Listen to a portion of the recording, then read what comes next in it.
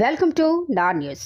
నిజాన్ని నిర్భయంగా చెప్తాం, నిజమే మా ఆయుధం. విజయనగరం జిల్లా శృంగవరపుకోట మండలంలో జిందాల్ నిర్వాసితులు శాంతియుతంగా చేస్తున్న నిరసన కార్యక్రమాలను అడ్డుకునేందుకు పోలీసులు అక్రమాలకు పాల్పడుతున్నారని ఎమ్మెల్సీ రఘురాజు ఆరోపించారు.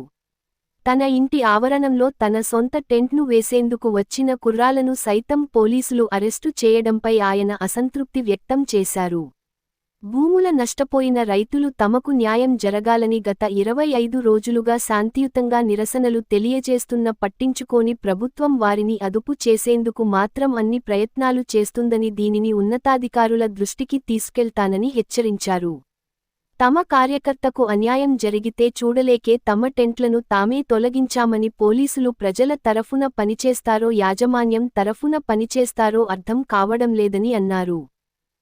నాకు కూడా ప్రైవేట్గా నేను ఒక 4 సెక్యూరిటీ పెట్టుకోవాలని కూడా ఆలోచన.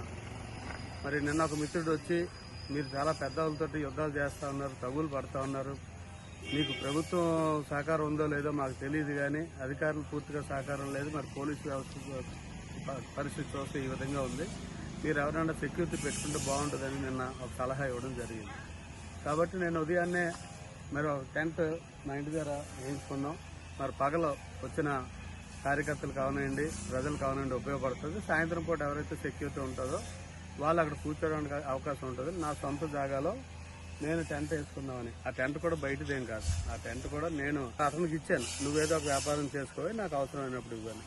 మరి ఈరోజు నా టెంట్ నాకు ఇవ్వాలంటే అతను ఉదయాన్నే తీసుకొని వస్తే, మరి ఈరోజు పోలీసులు అతను బలవంతంగా స్టేషన్కి తీసుకెళ్ళిన పరిస్థితి చూసి నాకే అనిపించింది, ఏంటి నా సొంత మనిషి 10 మందికి పనికొచ్చేవాడు గణేష్ని ఈ విధంగా తీసుకెళ్దాం తప్పు అనిపించి, మరి నేను నా భార్య కలిసి మేమే మా టెంట్ని మేమే తీసాం. ఎందుకంటే ఒక కార్యకర్త కోసం, ఒక మంచి వ్యక్తి కోసం ఈరోజు మేము ఆ పని చేసాం. అంతేగాని మా జాగాల్లో టెంట్ వేస్తే ఎవడు తీసేసి దమ్ము ఎవరికి ఉండదు. మా సొంత జాగాలో టెంట్ తీయొచ్చో లేదో ఆయనకు రూల్ తెలుసు. కాబట్టి ఆ గణేష్ అతన్ని మరి భయపెట్టి, మరి 3 పోలీసులు, మరి త్రిబుల్స్ వెళ్ళొచ్చు ఎక్కడైనా, పోలీసులు 3 త్రిబుల్స్ రైడింగ్లోనేమో అతను గణేష్ మధ్యలో కూర్చోబెట్టి తీసుకెళ్ళదు. అంత అన్యాయం.